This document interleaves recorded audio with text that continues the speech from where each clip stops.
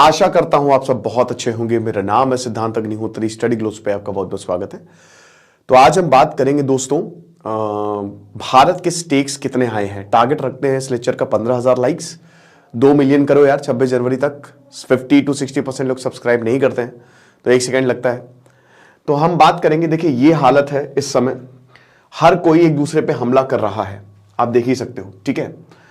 और अगर हम बात करते हैं इधर सीरिया और इराक, ये बीबीसी का ही मैप है, ठीक है भैया। बहुत लोग बोल रहे थे कल यार, वो देखो डॉटेड लाइंस जो होती है ना, और वो हमेशा जो है वो पीओके भारत का पार्ट है, उसी को ही दिखाते हैं। बाकी देखो सही मैप कहीं अवेलेबल ही नहीं है कहीं पे भी। तो याद रखना, हमेशा पीओके को भारत का पार्टी समझो, समझ रहे हो, इतनी समझदारी रखो यार। तो सीरिया और इराक की अगर बात करते हैं तो ईरान कहता है कि भाई देखो यहां पे हमने सीरिया और इराक पे हमला किया। क्यों? क्योंकि सीरिया पे आपको पता ही है आईएसएस है जो कि ईरान में प्रॉब्लम कर रहा है, और इराक में जो मोसाद का एस्पियोनाज सेंटर है वो है। पाकिस्तान पे हमला किया जैश अल अदल पे, ये तो ईरान के हमले हो गए, ठीक है। फिर पाकिस्तान ने भी हमला किया है, ठीक है, जो बलूचिस्तान लिबरेशन आर्मी है और बाकी जो बीआरए है, इन सब पे। यमन, अमेरिका और यूके ने सीरीज ऑफ अटैक्स लॉन्च किए हैं यमन में, समझ रहे हो। यहां पे मतलब समझिए कि जो पूरा ऑपरेशन चलाया है देशों ने मिलके। उसके बाद लेबनान, इजराइल और हिजबुल्ला लगातार लगे हुए लड़ने में। गाजा अभी तक कोई 8 अक्टूबर से वॉर शुरू हुआ, कोई फर्क नहीं पड़ रहा है। और रेड सी, हूतीज ने बैंड बजा दी। तो आप ये समझिए कि ये पूरा का पूरा रीजन जो है वो अनस्टेबल हो गया है, और पूरा ट्रेड यहां से होता है। तो भारत के लिए बहुत बड़ी प्रॉब्लम है, क्योंकि ऑयल प्राइसेस बढ़ सकते हैं। भारत अभी तक तो इससे दूर है, लेकिन कब तक रहेगा ये एक बहुत बड़ा सवाल है। तो अब यहां पे तो बोले ही है कि भाई देखिए, जो भी मीडिया क्वेरीज आई तो उन्होंने बोला कि भाई साथ साथ बोला कि भारत ने जस्टिफाई किया है कि देखो हर किसी को सेल्फ डिफेंस करने का अधिकार है, और आपके पास एक जबरदस्त डिफेंस है, हमारा पर्सनैलिटी डेवलपमेंट कोर्स, जो कि सिर्फ 300 के करीब है, 250 के करीब आपको मिलेगा, जिसमें मैंने 50 किताबों का रिव्यू किया है, 24 के करीब लेक्चर्स हैं। एक एक लेक्चर 1.5 से 2 घंटे का, आपकी जिंदगी बदल जाएगी। आज सिर्फ आज के लिए मैंने ये सेल चलाई है, क्योंकि बच्चे बहुत कह रहे थे सर इस कोर्स को दोबारा खोल दीजिए। तो आ जाओ, रिकॉर्डेड लेक्चर्स हैं, लेकिन आपको मजा आ जाएगी। तो कल मैंने देखिए, कल पूरे दिन मैंने ईरान, पाकिस्तान, इन्हीं सब की बात की। तो अब आपको पता ही है कि जब मतलब पूरा आपको एक आइडिया मिल ही गया है कि क्या चल रहा है। कल शाम को बलूचिस्तान की भी बात कर ली। बलोच लिबरेशन आर्मी ने बोला कि भैया हम तो युद्ध में हैं, हम पाकिस्तान से सीधा युद्ध करेंगे, तो उसकी भी बात होगी। तो बातें हमने सबकी कर ली हैं, ओके। अब बात करेंगे हम कि भारत की हम बात रह गई थी। हालांकि कल मैंने आपको लेक्चर्स में बताया था कि भारत पे कोई इतना ज्यादा असर नहीं पड़ेगा, पड़ेगा वैसे, ऐसा नहीं है असर नहीं, बिल्कुल ही नहीं पड़ेगा, लेकिन भारत भी कॉन्फ्लिक्ट से दूर है। उस आग में भारत जला नहीं है, भारत ने हाथ नहीं डाला है। हाँ, रेड सी में प्रॉब्लम हुई तो भारत, देखिए भारत कमाल का, ऐसे ही भारत पूरी दुनिया का लीडर नहीं बना हुआ है अभी, तो चलिए नहीं है, बट आप ये समझिए कि जो देश है भारत की तरफ ही देखते हैं। वो इसका रीजन ये है कि जो हमारे इंटरनेशनल रिलेशंस हैं हर देश से, वो बैलेंस्ड है, ठीक है। हम अमेरिका से भी बना के चलते हैं, हम रशिया से भी बना के चलते हैं, हम ईरान से भी बना के चलते हैं, हम सबसे बना के चलते हैं, ठीक है। हमारी मंशा यही रहती है। लेकिन फिर भी अब ये वॉर अगर फैलेगा, ये टेंशंस फैलेगी, तो जियोपॉलिटिक्स खतरे में आएगी ही आएगी।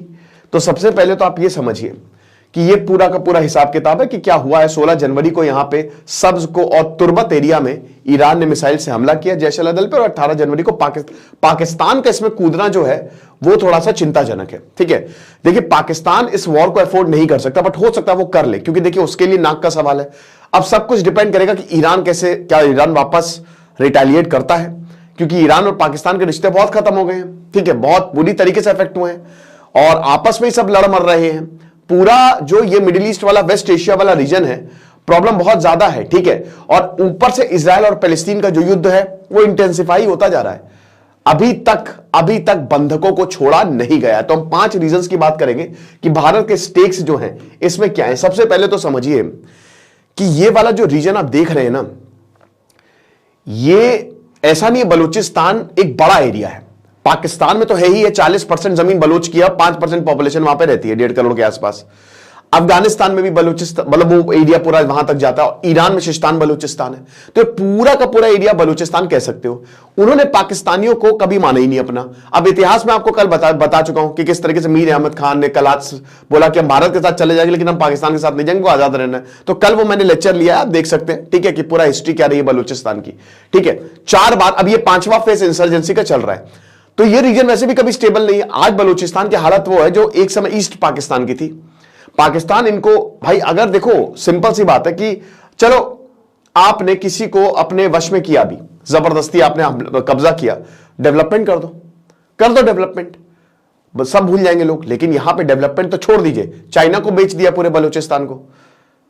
वहां का जो ग्वादर पोर्ट है, बोला कि चलो आ जाओ, चाइना लीज 40 साल की लीज पे दे दिया। सी पैक यहां से जा रहा है, तो बड़ा मुश्किल है अगर आप बात करते हैं। तो यहां देखिए पाकिस्तान और ईरान आपस में तो लड़ रहे हैं, लेकिन आप ये समझिए कि ये वाला जो पूरा, एक तो अफगानिस्तान से प्रॉब्लम है बॉर्डर पे, ईरान से बॉर्डर, ये सब अनसुलझा है अभी तक इस पे। तो अब जो आम लोग हैं वो कहां जाएंगे भाई? उधर से ईरान हमला कर रहा है, इधर से पाकिस्तान हमला कर रहा है, तो प्रॉब्लम होगी। इधर बॉर्डर को क्रॉस करके उधर जाएगा, उधर से इधर आएगा, यानी कि बलूच के लिए और ज्यादा प्रॉब्लम है, और ये रावलपिंडी और तेहरान के लिए दिक्कत का विषय होगा, समझिए आप। साथ ही साथ देखिए यहां पे जो रीजनल पॉलिटिक्स है अरब्स और इजराइल और ईरानियंस की, ये लगातार बद से बदतर होती जा रही है, ठीक है। हमको ये नहीं समझना, ये नहीं भूलना चाहिए कि गोल्डन क्रेसेंट में आता है जिससे भारत परेशान है। गोल्डन क्रेसेंट, और जितना ज्यादा अनस्टेबिलिटी होगी उतना ज्यादा जो ड्रग्स की खेती है वो बढ़ेगी। तो स्मगलिंग, नार्कोटिक्स, ट्रैफिकिंग और क्रॉस बॉर्डर पॉलिटिक्स, यहां थर्ड पार्टी हमेशा बैक, पैसा यहीं से आ रहा है। पैसा आतंकियों को कहां से आ रहा है? यहीं से, जो बॉर्डर स्मगलिंग ये जो हो रही है ना, ड्रग्स की ट्रैफिकिंग, ये सब। तो ये ईरान जो है, ईरान, अफगानिस्तान और पाकिस्तान, गोल्डन क्रेसेंट का हिस्सा है। तो अब प्रॉब्लम कहां हो रही है? बलूचिस्तान में और ईरान में, ठीक है। तो ये पहाड़ी एरिया, यहां पे भी ऐसा नहीं है, ओपियम उगाया जाता है। तो अब ये दिक्कत भारत के लिए करेगा, क्योंकि ये रीजन जितना ज्यादा अनस्टेबल होगा, इसकी पॉसिबिलिटी, स्मगलिंग की पॉसिबिलिटी हमारे लिए बढ़ेगी। साथ ही साथ देखिए ईरान और, देखिए एक तो ईरान और अरब की कॉन्फ्लिक्ट लगातार बढ़ती जा रही है, क्योंकि ईरान कह रहा है कि हम इजराइल को मारेंगे। अरब मुल्क अब चुप हो गए, अब वो ज्यादा फिलिस्तीन के इशू पे बोल नहीं रहे हैं। पाकिस्तान ने भारत में हमेशा ये इल्जाम है कि बलोच अफेयर्स पे ये हस्तक्षेप करते हैं।